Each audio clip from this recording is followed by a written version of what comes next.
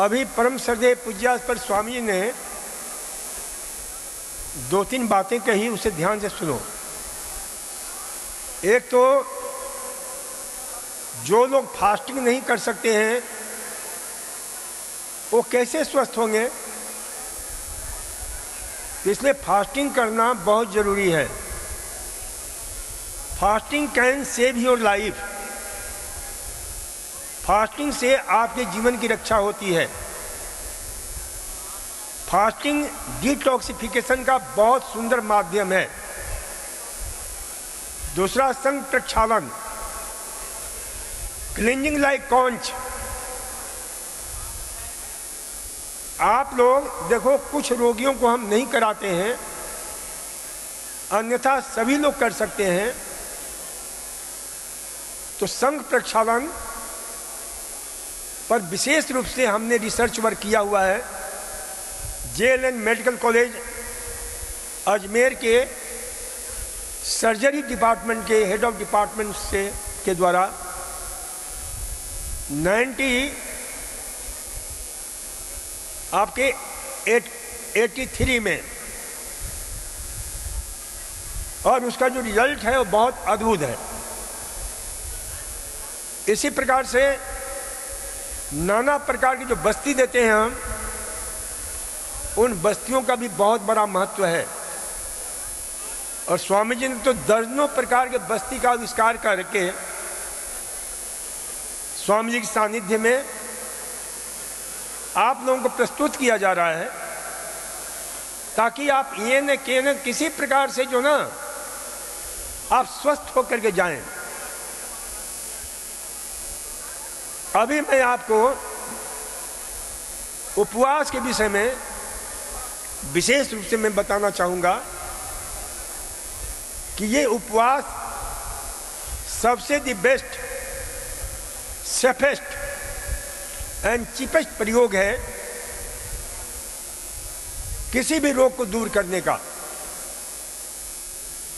तो इसलिए जो है ना, इसे ध्यान रखो। उपवास से क्या होता है, क्यों, कैसे ठीक होते हो, इस पर एक नहीं, कम से कम विश्व के 150 महान जो अनुसंधान केंद्र हैं, जिनका नंबर विश्व में प्रथम है, उन केंद्रों में इस पर विगत कई वर्षों से ये आपके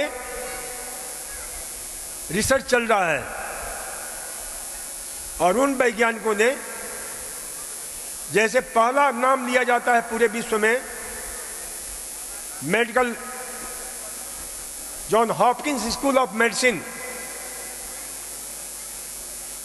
बाल्टीमोर, वहां के डॉक्टर, एक डॉक्टर मार्क मैटसन, और सौभाग्य से क्योंकि मेरा वर्कशॉप होता रहता है अमेरिका में, तो उनसे बात करने का मौका मिला मुझे।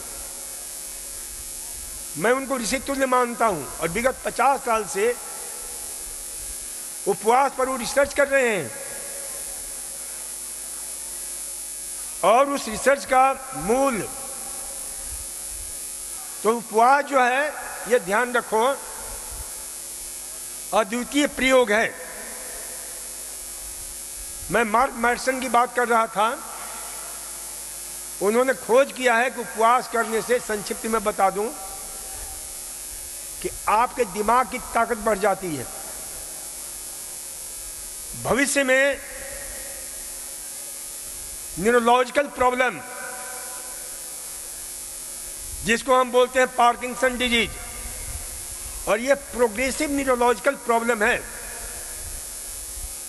Alzheimer's disease, mild cognitive impairment, moderate cognitive impairment,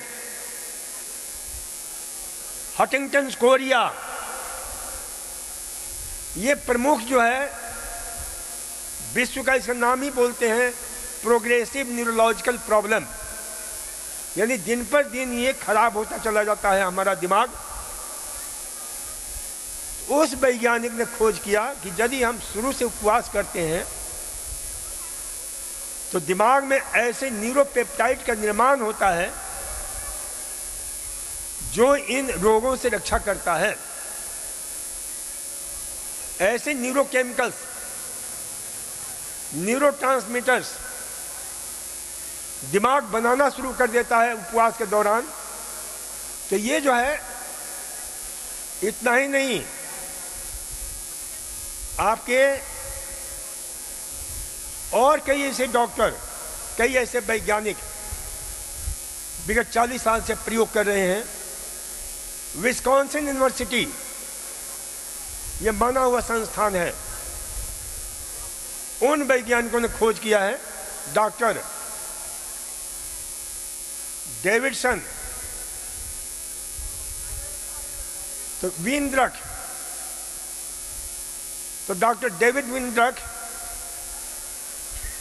और उनके सहयोगियों ने जेनेटिक्स लेवल पर क्या प्रभाव पड़ता है, हमारे दिमाग के तल पर क्या प्रभाव पड़ता है, कैसे हमारा उपवास करने से IQ, EQ, SQ, MQ यानी intelligence quotient, emotional quotient, spiritual quotient, इन सब का संवर्धन होता है। और आदमी जो है, यानी शरीर के अंदर इतना महत्वपूर्ण चेंजेज होते हैं जिससे आदमी 100 साल तक जिंदा रह सकता है। कितने साल तक? 100 इयर्स। और ये एक नहीं, कई यूनिवर्सिटी में, जॉर्जिया स्टेट यूनिवर्सिटी, वहां के एक वैज्ञानिक डॉक्टर हुई रुई लोऊ, जो डायरेक्टर हैं centre for molecular translational medicine, तो उन्होंने इस पर रिसर्च किया है, खोज किया है कि जब हम खाना नहीं खाते हैं तो हमारे शरीर में एक विशेष प्रकार का तत्व निकलता है जिसको बोलते हैं, आपके जो लीवर पैदा करता है, जिससे हमें ऊर्जा मिलती है। और ये ऊर्जा सिर्फ ऊर्जा ही नहीं देता है, बल्कि ये शरीर के अंदर उस जहरीले पदार्थ को जो बुढ़ापा लाता है, जो बुढ़ापा जन्य बीमारियां पैदा करता है, उन बुढ़ापा जन्य बीमारियों को भी ये उपवास जो है खत्म करके और आपकी उम्र को बढ़ाता है। जब ये रिसर्च हमारे पास आया तो आपके हमें याद आ गया कि हमारे अरण्यवासी ऋषि सैकड़ों सैकड़ों साल तक जिंदा रहते थे। और उसका कारण क्या था? उपवास, फास्टिंग। तो ये ध्यान रखो कि उपवास करने से हमारे शरीर में कितने जबरदस्त प्रभाव पड़ता है। तो ये जो है ना, इतना ही नहीं, कई ऐसे वैज्ञानिकों ने university of southern California, Walter Longo, उन्होंने कैंसर पर प्रयोग किया, कि रिसर्च किया कि भाई उपवास हम करते हैं तो कैंसर को कैसे धराशायी कर देते हैं। तो ये उपवास जो है ना, यहां तक कि कैंसर के जो सेल्स होते हैं, कौन कौन मेरी बात सुन रहा है, जरा हाथ उठाना। कैंसर की जो कोशिकाएं होती हैं वो बड़ी चालबाज, धूर्त होती हैं। वो एक प्रकार से, वो बोलते हैं ना, रोज इस समय देखते हैं हनी ट्रैप, अपना रूप बदल करके हमारे स्वस्थ कोशिकाओं को अपने जाल में फंसा लेती हैं और उनको भी कैंसर कोशिकाओं में रूपांतरित कर देती हैं, बदल देती हैं। तो उपवास ने, उन वैज्ञानिकों ने खोज किया कि उपवास करने से इन कैंसर सेल्स की वो चाल वहां नहीं चल पाती है।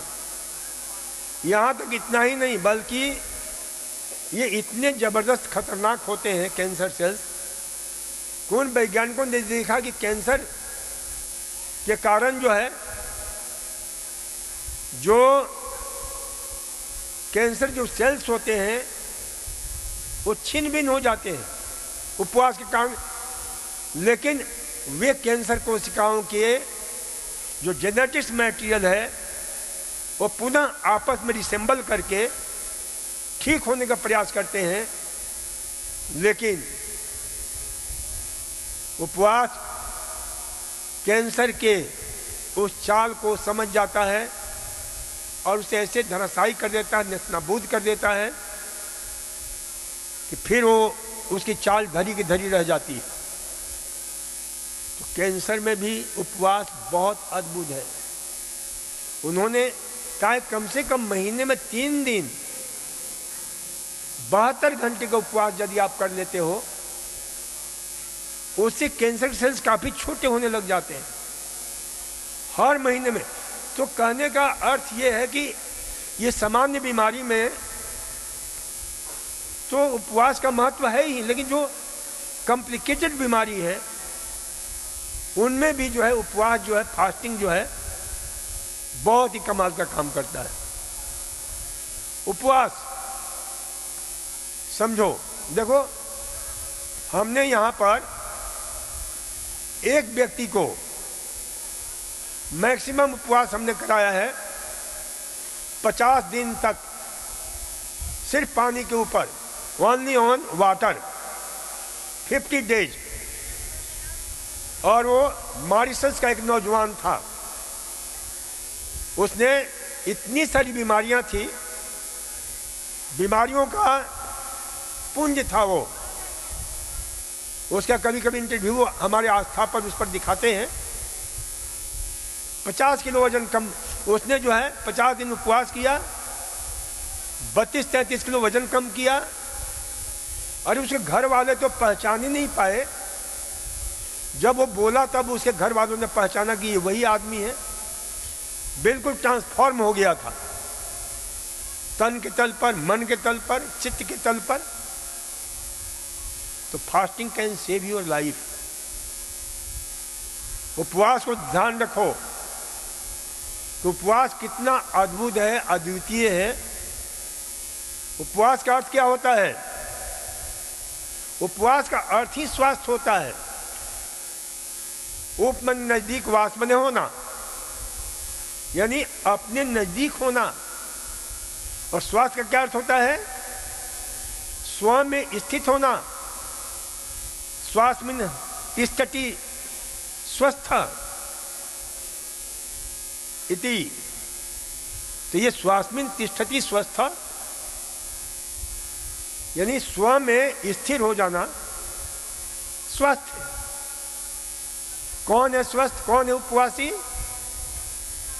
That one who has reached himself,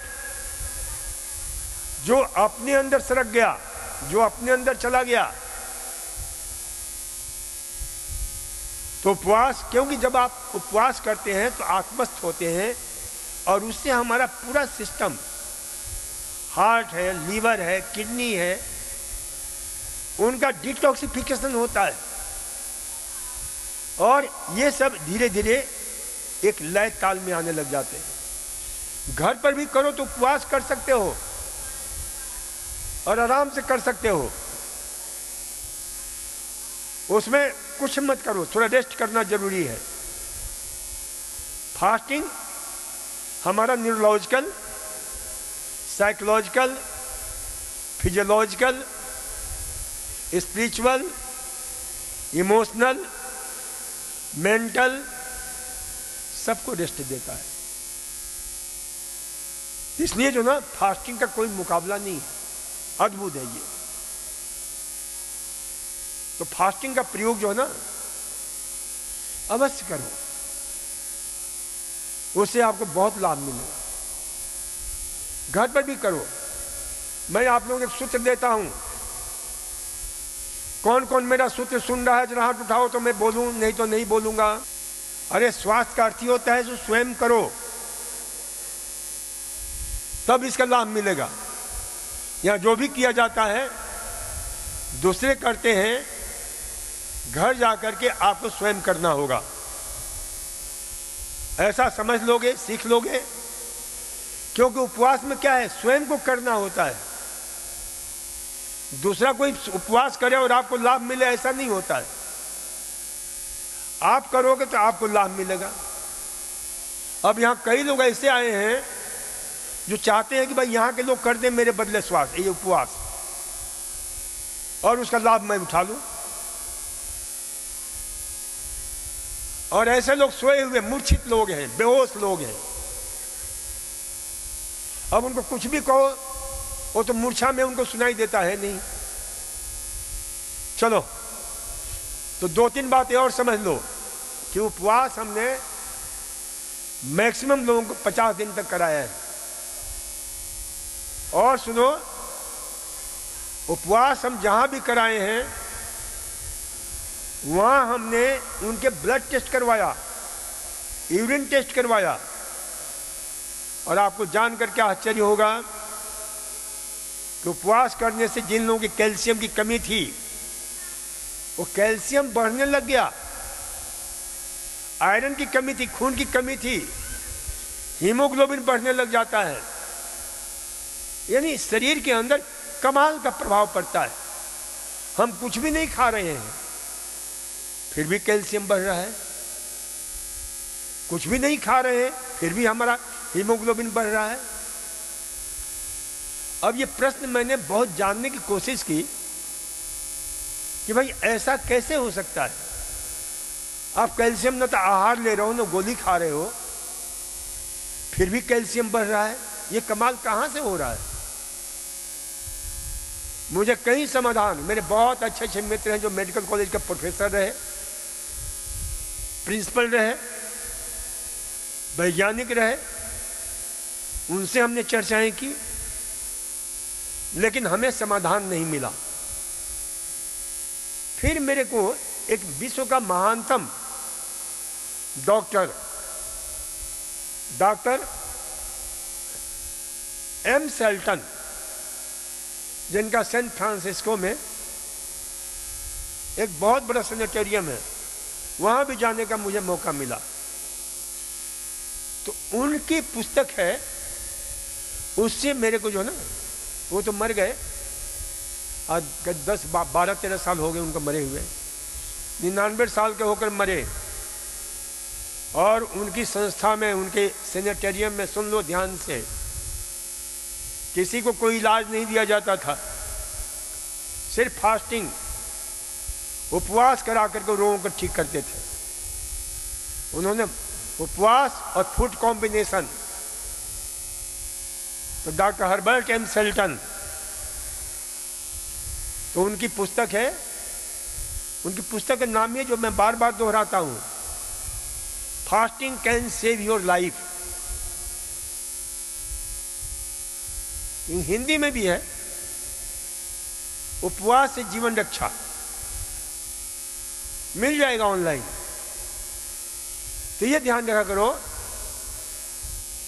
कि भाई उन्होंने कहा कि ये कैसे होता है, ये मैं बताना चाहता हूं कि आपके शरीर में कैल्शियम भी जमा रहता है और वो कैल्शियम गलत तरीके से हड्डियों में जमा हो जाता है, खून में जमा हो जाता है, जो बीमारियां पैदा करता है, फेफड़े में जमा हो जाता है, हृदय में जमा हो जाता है, किडनी में जमा हो जाता है और वहां की बीमारी पैदा करता है। उपवास में क्या होता है, उपवास में उस कैल्शियम का शरीर उपयोग करने लग जाता है। क्योंकि उसको खाने को नहीं मिल रहा है ना। तो कैल्शियम का उपयोग कहां से कर रहा है? जो जमा हुआ है। तो उससे रिलेटेड जो बीमारियां हैं, कार्डियक प्रॉब्लम है, किडनी प्रॉब्लम है, वो भी कम होने लग जाता है, क्योंकि उस कैल्शियम का उपयोग शरीर हमारा करने लग गया। मेरी बात समझ में आ रही कि नहीं आप लोगों को? इसी प्रकार से आयरन है, वह भी जमा रहता है हमारे शरीर में। लीवर में ज्यादा जमा हो जाता है तो लीवर डैमेज होने लग जाता है, अन्य अंगों में जमा होने लगता है। तो उपवास करने से क्या होता है? उस आयरन का उपयोग करने लगता है, इसलिए हीमोग्लोबिन बढ़ जाता है, सीरम कोलेस्ट्रॉल बढ़ जाता है, उनका उपयोग अच्छी तरह से होता है। जो कैल्शियम अतिरिक्त जमा होकर के लीवर को, किडनी को डैमेज कर रहा था, उसका उपयोग कहाँ होता है? हड्डियों में अब चला जाता है। एक विशेष प्रकार की प्रोसेस होता है, वो प्रोसेस शुरू हो जाता है। इसलिए इसे ध्यान रखा करो कि fasting can save your life. उपवास से और बहुत अद्भुत लाभ मिलता है, कमाल के लाभ मिलता है। हमने जांच कराए, लोगों के पेशाब जांच कराए, पेशाब इतना गंदा आता है, पस्टिल्स भरे हुए और बिल्कुल गंदला गंदला पेशाब, कास्ट, कई ऐसे एसीटोन। तो ये जो है ना, ये सारे भरे हुए। अब रोगी घबराता है, डॉक्टर साहब पहले तो मैं ठीक था, पेशाब साफ आ रहा था, अब ये पेशाब गंदा गंदा आ रहा है। मैं कहा घबरा मत, तू तो पानी पीता रहा खूब अच्छी तरह से।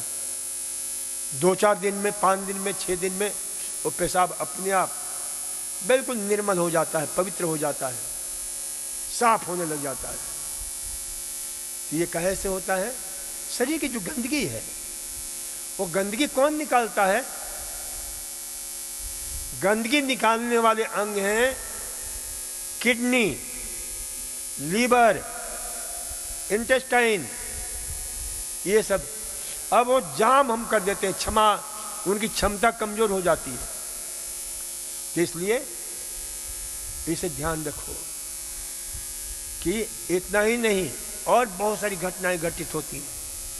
कोलेस्ट्रॉल बढ़ा हुआ है, कोलेस्ट्रॉल कम होने लगता है, ट्राइग्लिसराइड्स बढ़े हुए हैं, यानी कमाल का लाभ मिलता है। इतना ही नहीं, हमारे पेट की क्षमता कमजोर हो जाती है, एफिशिएंसी कमजोर हो जाती है। अब बताओ आप लोग कि आप जब से पैदा हुए हो, कहीं भी काम करते हो, पढ़ते हो, लिखते हो, ऑफिस में काम करते हो, कहीं भी काम करते हो, तो कम से कम सप्ताह में 1 दिन की छुट्टी लेते हो कि नहीं लेते हो? 2 दिन की भी छुट्टी लेते हो?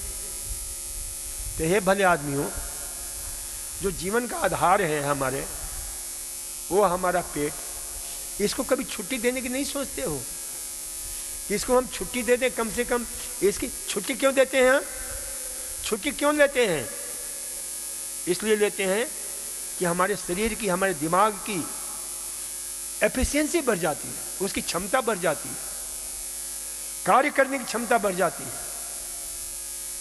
तो ऐसे ही उपवास करते हैं तो क्या होता है? पेट की डाइजेशन की क्षमता बढ़ जाती है। ये जो गैस, ये जो एसिडिटी, ये जो नाना प्रकार बीमारियां, क्योंकि हमने पेट को विश्राम दिया ही नहीं और उस पर ठूसते चले जाते हैं, खाए चले जाते हैं, खाए चले जाते हैं, खाए चले जाते हैं। इसलिए इसे ध्यान रखा करो कि भाई उपवास जो है ना, क्या है? पेट को विश्राम देना।